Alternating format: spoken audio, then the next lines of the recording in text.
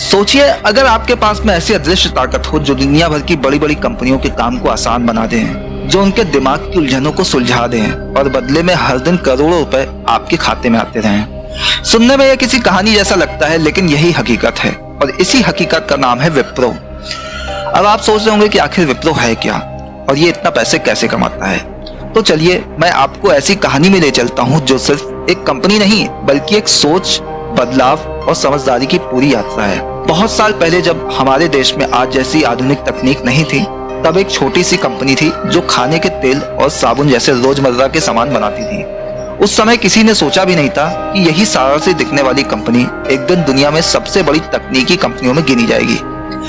लेकिन समय हमेशा एक जैसा नहीं रहता, वो बदलता है और जो उसके साथ बदलता है वही आगे बढ़ता है। इस कहानी का असली मोड़ तब आया जब अजीम प्रेमजी ने इस कंपनी की जिम्मेदारी संभाली। उन्होंने देखा कि दुनिया बहुत तेजी से बदल रही है, काम करने के तरीके बदल रहे हैं और आने वाला समय तकनीक का है। उन्होंने समझा कि अगर कंपनी को आगे ले जाना है तो सिर्फ पुराने रास्तों पर चलकर काम नहीं चलेगा, कुछ नया सोचना होगा और यहीं से एक बड़ा बदलाव शुरू हुआ। अब जरा सोचिए, अगर आपके पास में एक दुकान है और आप उसमें सिर्फ एक चीज बेचते हैं तो आपकी कमाई भी सीमित होगी।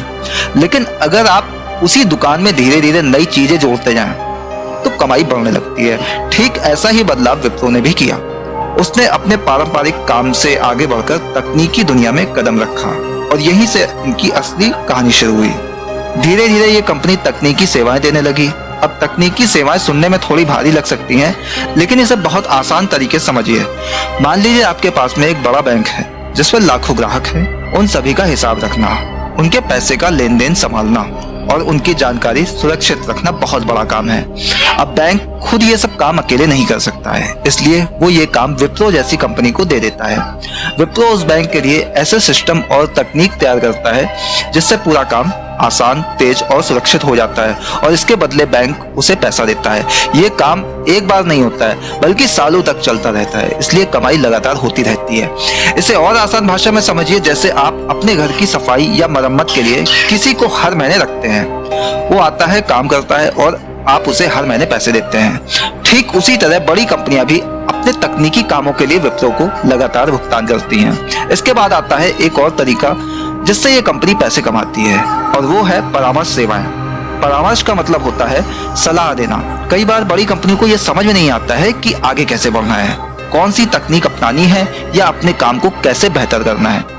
तब विप्रो उन्हें सही रास्ता दिखाता है। जैसे कोई अनुभवी व्यक्ति किसी छोटे व्यापारी को सलाह देता है कि व्यापार कैसे बढ़ाया जाए, वैसे ही विप्रो कंपनियों को दिशा देता है और इसके बदले भी उसे भुगतान मिलता है। अब बात करते हैं एक और डिजिटल सेवा की। ये एक ऐसी डिजिटल व्यवस्था है जिसपे कंपनियों का डेटा सुरक्षित जगह पर रखा जाता है और उसे कहीं भी इस्तेमाल किया जा सकता है। मान लीजिए आपके पास से बहुत सारे जरूरी कागज और फोटो हैं।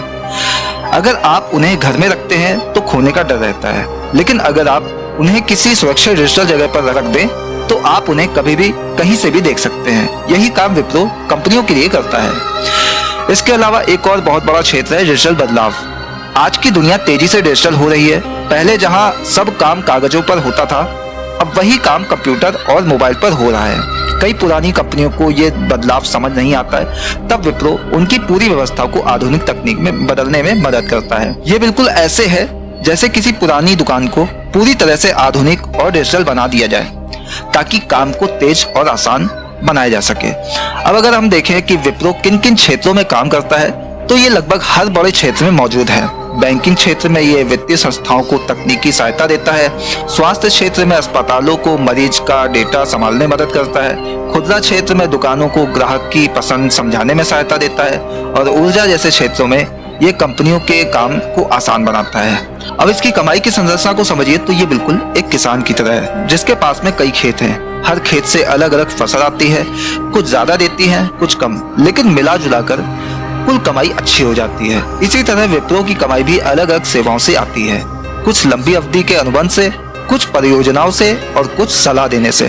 अगर इसकी तुलना किसी अन्य कंपनी से करें जैसे टाटा परामर्श सेवाएं और इन्फोसिस, तो तीनों ही कंपनियां एक ही क्षेत्र में काम करती हैं, लेकिन हर एक की अपनी अलग पहचान है। टाटा परामर्श सेवाएं अपनी स्थिरता और बड़े आकार के लिए जानी जाती है, इन्फोसिस अपने नवाचार के लिए और विप्रो अपनी विविध सेवाओं और लचीलेपन के लिए पहचानी जाती है। अब सोचिए, आज आप जो मोबाइल इस्तेमाल करते हैं, जो ऑनलाइन खरीदारी करते हैं, जो बैंकिंग करते हैं, उसके पीछे कहीं ना कहीं ऐसी कंपनियों का बड़ा योगदान होता है।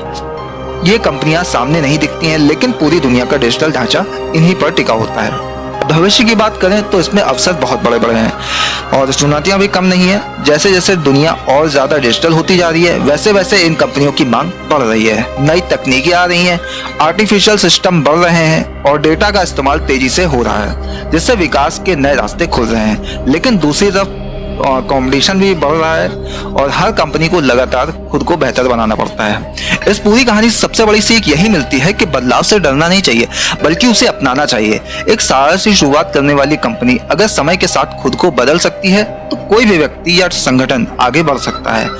असली सफलता सिर्फ मेहनत से नहीं मिलती है, बल्कि सही सोच, सही समय पर लिया गया फैसला और बदलते समय के साथ चलने से मिलती है। और शायद यही कारण है कि विप्रो की कहानी सिर्फ एक कंपनी की कहानी नहीं है, बल्कि ये इस बात का उदाहरण है कि अगर सोच बड़ी है और दिशा सही है, तो एक साधारण सी शुरुआत भी असाधारण सफलता में बदल सकती है।